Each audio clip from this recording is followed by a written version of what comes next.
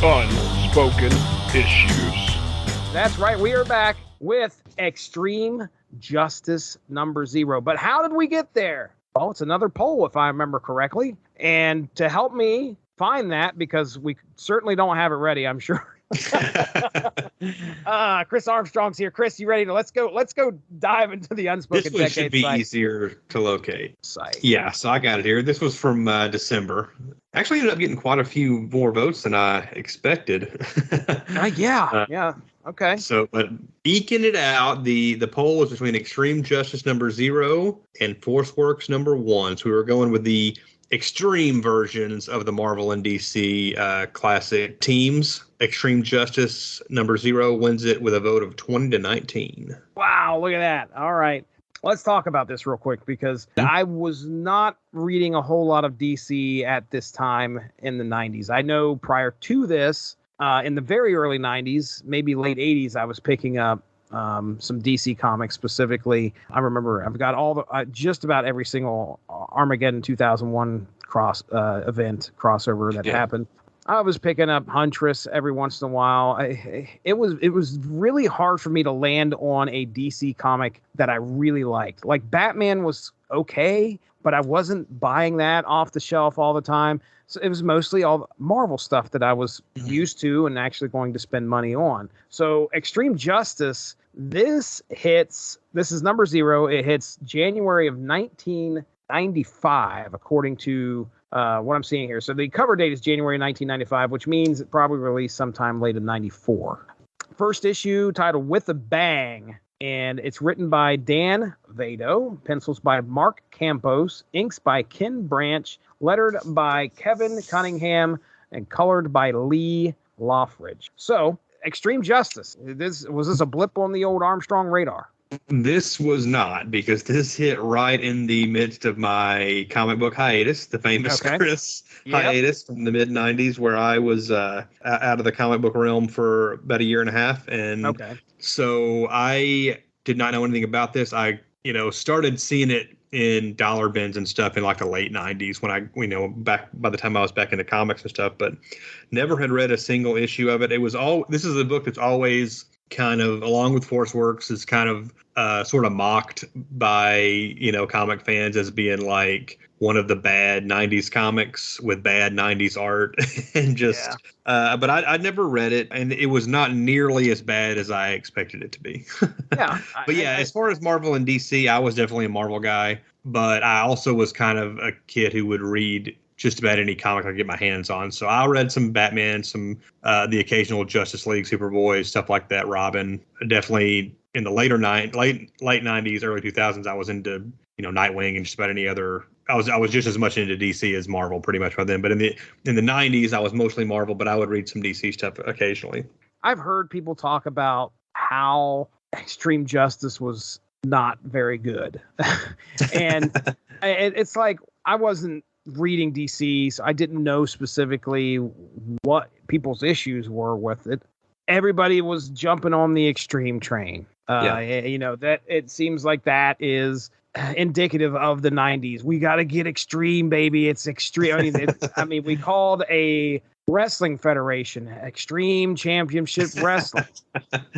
That was a thing. Extreme Justice was going to maybe catch the eye of the kiddies. So in 95, I think this is a year before I'm graduating high school, and I'm not getting this. I'm well into Image territory at this point. I've gone from. You don't want that image imitation. You don't want that imitation Image stuff. You want the real deal. I want the real deal. That's right. This is, man, when you look at this cover, my goodness. Speaking of something that looks like imitation Image, it's not. I know we got some characters that are definitely mainstays of the DC universe, but there are some 90s updates to some of these characters as well. So look at you, Booster. Yeah, that's right. So I had to, number one, I had to learn who these characters were. I knew who they were. That's Captain Atom on the front. He's not the Captain Atom that he looks a little bit different than what I'm used to, but it's Captain Atom. I could tell. There were some characters I didn't know. I didn't know the guy in green up there in the top right. I'm not surprised because they don't even mention his fucking name in the comic book. Right. right, dude. They mentioned his first name. The one black guy on the team. Yeah. Name is Will. I had to look him up. His name is Amazing Man. Mm-hmm. It's his code name or whatever, but they don't mention that in the book. They do give you a display of his power where he's basically absorbs energy and redirects it or whatever, which is kind of a generic superpower at this point. But Blue Beetle looks somewhat like the Blue Beetle here. He looks a little bit more menacing on the cover here because you can't see his face. Blue Beetle classic costume there. Maxima, which again, I will claim ignorance. I've heard of her. No idea who she is. I only know her because I believe she was in the Death of Superman story. She was one of the Justice League characters who shows up in that and actually can kind of give. That's Superman right. help. She seems to be kind of a second-rate Wonder Woman. Right. And look squarely at Booster Gold there on the bottom, because that is a 90s costume. And it's almost like the dude even has a nose guard. I mean, it looks I'm not like sure what's going on there. You could almost think that was a bird nose or something. I don't know. It just looks weird. Yeah. Oh, actually, you know what this is? It looks like Super Pro. Yes. That looks like Super Pro. I swear, just a different variant. He's got some big shoulder pads. Yep. He's got some like extra long pouches all around his waist, his belt there. Yeah, I'm pretty sure they were intentionally like, let's 90s this guy up. Yeah. They wouldn't have used that term in the 90s probably. But. Well, let's he's got to get a little bit more extreme. Extreme. So the artist was drinking Mountain Dew. Here's what I did. I did this issue. Right. Jolt Cola, maybe. This is here we go. I'm gonna drop the cast here of this comic book, and I actually have some. I went a little bit deeper into this one, but before I get into that, before we get into the cast of this, anything else you want to talk about here before we jump into the cast and the synopsis? Just off the top, the creative team. I've never heard of any of these guys. Right, dude. I haven't. And I'm not bashing them or anything. I'm just saying these are writer Dan Vado, Mark Compost, the penciler. Ken Branch, the inker. I have heard that name or read that name, whatever. But the writer and penciler, I've never heard of those guys before. Dan does have his own wiki here, his own Wikipedia. His writing credits include Barabbas from Mirage Studios. I don't recognize that. Okay. Batman Legends of the Dark Knight. I recognize that. Bill the Clown. Nope. Extreme Justice. Haunted Mansion. So, okay. Now, probably a Disney tie-in comic. Well, I don't know. The name of this company is called Slave Labor. So I mean, well, maybe not. I don't know. Bill the Clown from Slave Labor. Haunted Mansion is from Slave Labor. Hero Sandwich is from Slave Labor as well. He is apparently credited on Justice League America, Universal Monsters Dracula from Dark Horse. And it says he also founded the Alternative Press Expo, one of the first comics conventions dedicated to alternative comics and self-publishers. So it sounds like he's got That's bit cool. Of an indie background.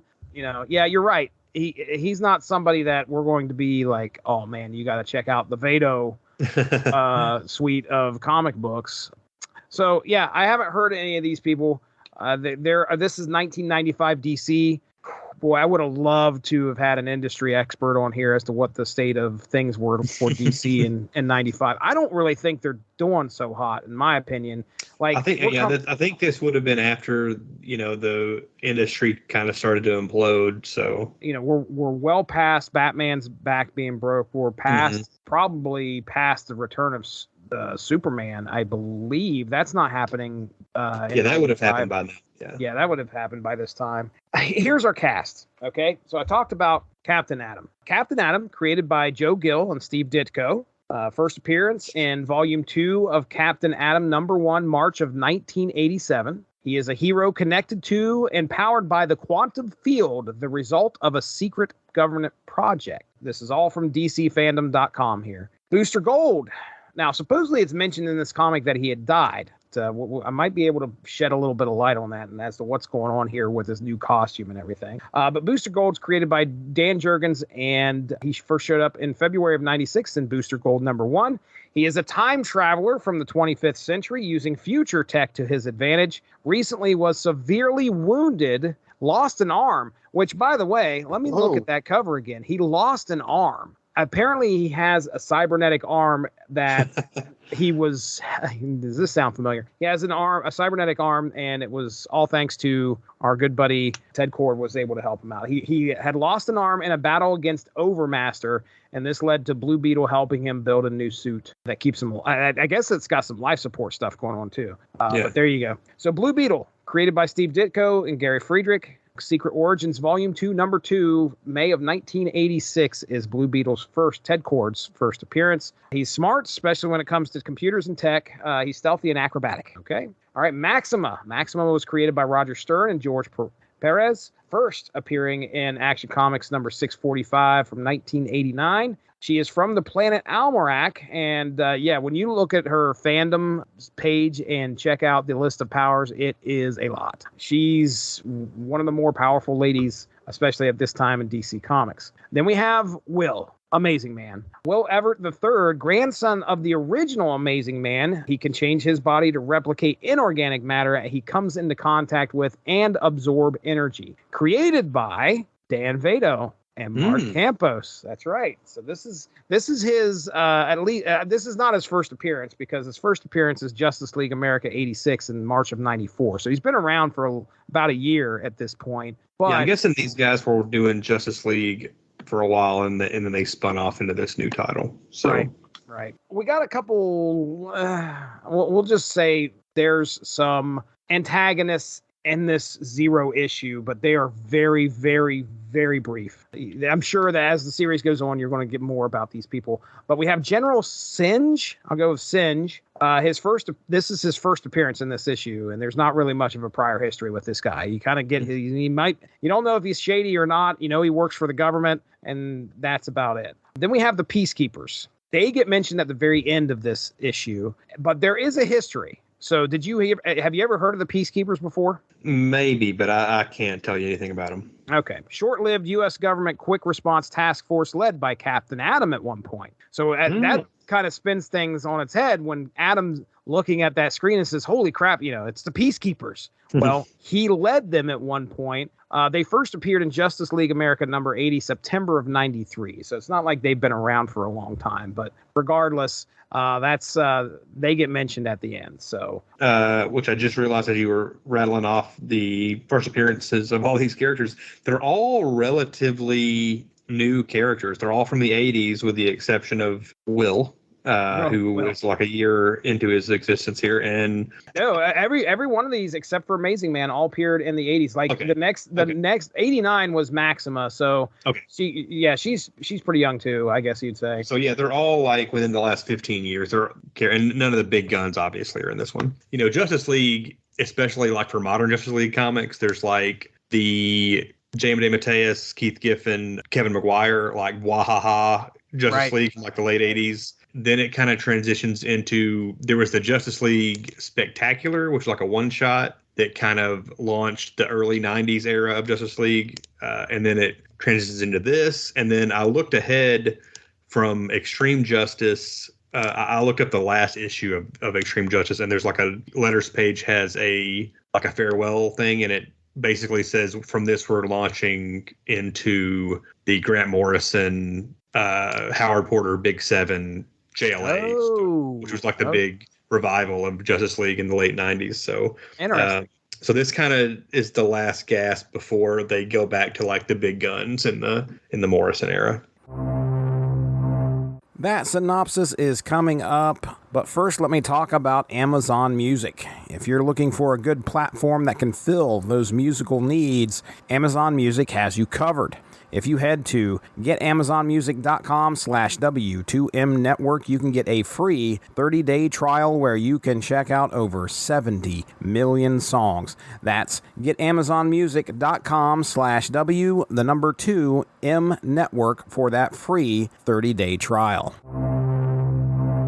We open the book with a military crisis when a Colonel West has taken over a base and is threatening to launch nukes at Russia. Oh boy. Oh boy. Oh boy.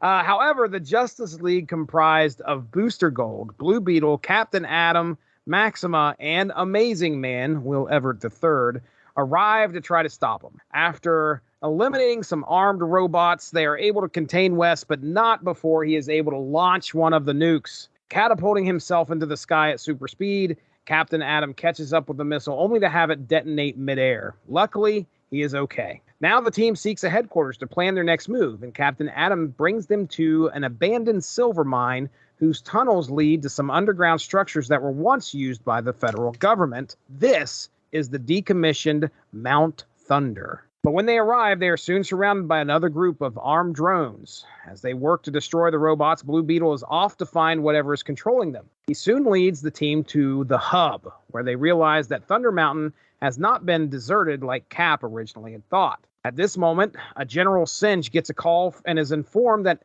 there's been a security breach at Mount Thunder. Singe wants to send an Air Force special team there to find out who has broken into the facility. Back at Mount Thunder, the team finds a large room called the Brain, a command center. As they get it up and running, they see that the Peacekeepers, not the Peacemakers, the Peacekeepers are about to enter the tunnel to the facility, and they know they are in for a battle. And that's kind of where we end. Now, there's a bit of a small side, I don't know, what is it, like a page or two? And you tell me if you recognize who this was. There's a Mr. Raymond who is unfortunately given the news. He's at a doctor's office. He's given the news he has an unusually advanced leukemia, and the doctor advises him to get his affairs in order and maybe visit some old friends. So do you know who this Raymond is? Yeah, I did not know when I read it. I knew the name Raymond was a familiar DC character, but I couldn't place it because I'm not super familiar with a lot of the less popular, like, megastar DC characters,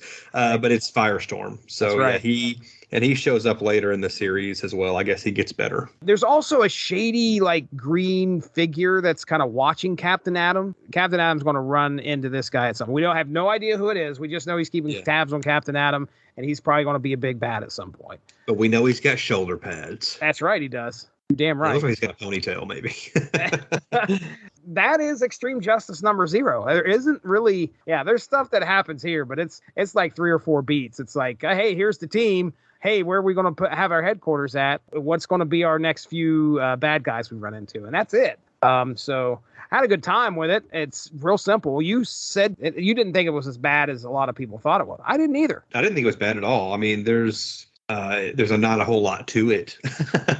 But yeah, it's a decent, like, it's kind of weird that they made a 0 issue, and I'm assuming this came out before issue 1, and you're making a 0 issue and then you leave it on a cliffhanger, so issue number 1 is going to start in the middle of the story. It just doesn't make a lot of sense. Right. 0 issues normally in the 90s, at least when they first started doing them a lot, were normally like flashback issues. Yeah, and they're kind of showing you what happened right before the first issue started. But when you're putting out issue 0 first and leaving it, especially on a cliffhanger, that's kind of a weird decision, I think. But hey, hindsight's 2020, I guess. It's 95. They're probably like, well, let's play with the formula a little bit. I get it too. Sometimes 0 issues, they're the standalone stuff. It's just, or again, showing you some backstory on somebody. I like Campos, the artist. I like the action sequences are really well done. A couple pages were kind of confusing as far as like what order to read the panels in and stuff. Not great layouts always, but it's definitely of the time, and you see some of the gritted teeth and the spittle on the in the mouths of the characters as they're screaming stuff. But I love that kind of stuff, so I'm all in. I don't know that it's something that I necessarily am going to track down and get to anytime soon as far as reading more of this, but certainly not a bad 15-minute comic to read.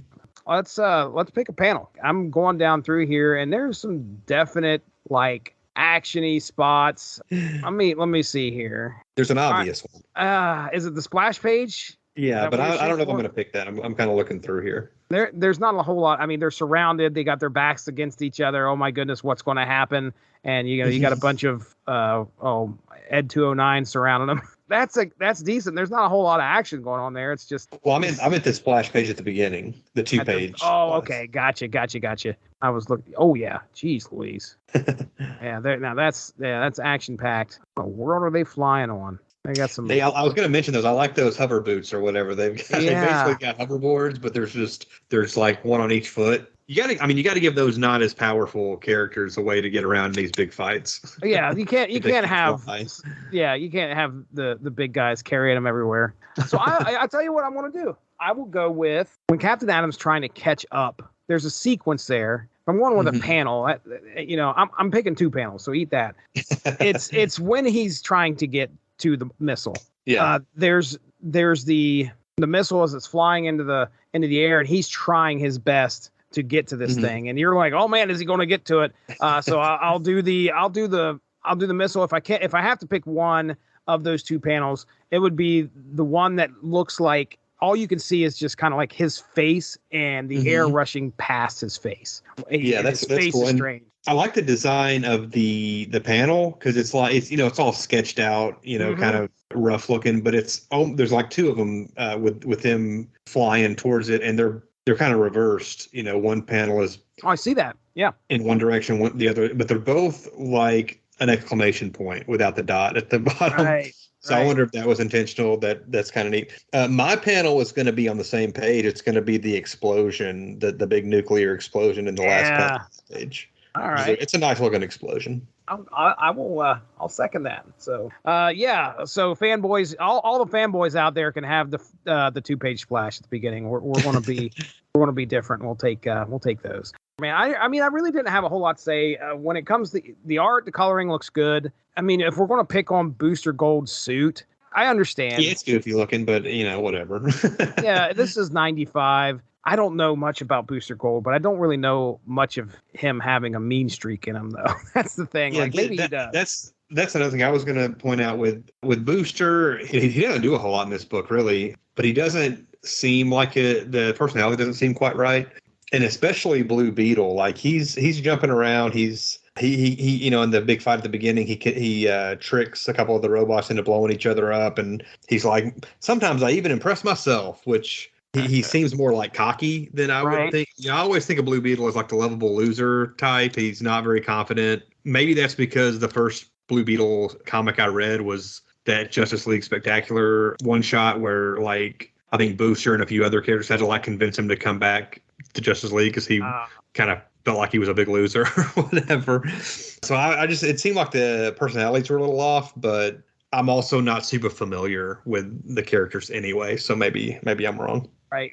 If we didn't know who these characters were, you get a good feeling for who their personalities are or what kind of personalities they have. Captain Atom definitely feels like the hero. He definitely feels like the guy that's got everything under control. He's also the leader. That's right. But Booster, he doesn't do a whole lot of anything. Maxima doesn't really do a lot of anything. And Amazing Man.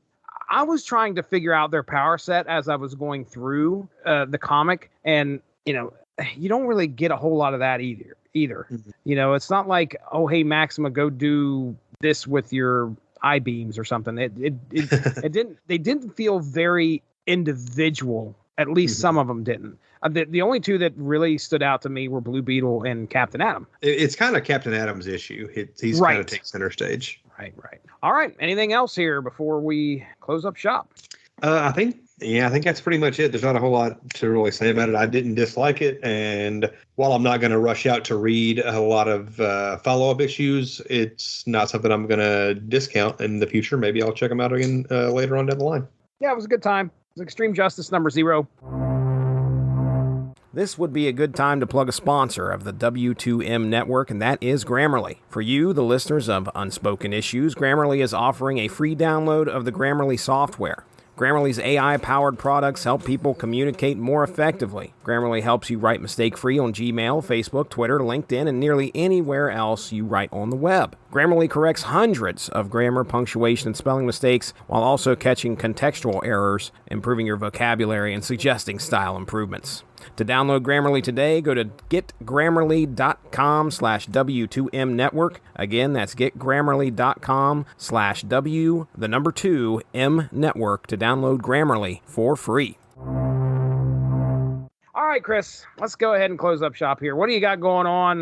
Yeah, you can find me on Twitter and Instagram at BrodyMan34. Also got a movie podcast I do with my buddy AJ where we talk about direct-to-video and made-for-TV movies, as well as like sometimes current stuff we've been watching lately. That's called Small Screeners. You can find it on pretty much any podcast platform, and you can find the Small Screeners Twitter and Instagram accounts at Small Screeners. Hashtag Fred Ward for president. You got that right. All right. Well, hey, ladies and gentlemen, you can go back into the archive here on the Source Material Comics podcast feed. You should be able to find some Unspoken Issues related stuff, especially the Unspoken Epics as well, where Chris Armstrong and myself, Dean Compton, Derry Waite get together, talk, do a long form version instead of doing a single issue. We may look at a story arc. We talked about Dead Man's Hand. That was a fantastic, fun episode. We also recently spoke about our last episode that we did for Unspoken Issues should be our Daredevil 321, where we looked at the new costume the issue that featured the new costume. Didn't spend a whole lot of time on the new costume just because hey, it looked cool. And that was about it. But hey, go check that issue out, that episode out. That's out there as well. And of course, we have the Source Material Comics podcast where Chris Armstrong and myself have got together on there too. We talked Morbius in a hoodie and the Ultimate Nullifier. And Chris Armstrong's favorite character, the Rose. Oh, man. I was too hard on the Rose. Hey, it's all right. The Rose of all people, I loved it, man. The Rose sucks. Okay, all right. We know where Chris Armstrong stands. But yeah, folks, go check that out. That's on the feed as well. So with that being said, we're out of here. Thank you very much, ladies and gentlemen. We'll talk to you soon. Have a good one. Bye-bye. Thanks for joining us. Unspoken Issues is part of the UnspokenDecade.com, the home for 90s comics, blogs, and podcasts. Unspoken Issues also has a Facebook group you can join if you are interested. Just search the Unspoken Issues podcast and request to join. All of this would not be possible without W2Mnet.com and the Rattleitch Broadcasting Network, so make sure to seek them out for more podcasts. If you enjoyed what you heard today, please feel free to share, and we look forward to entertaining you again soon.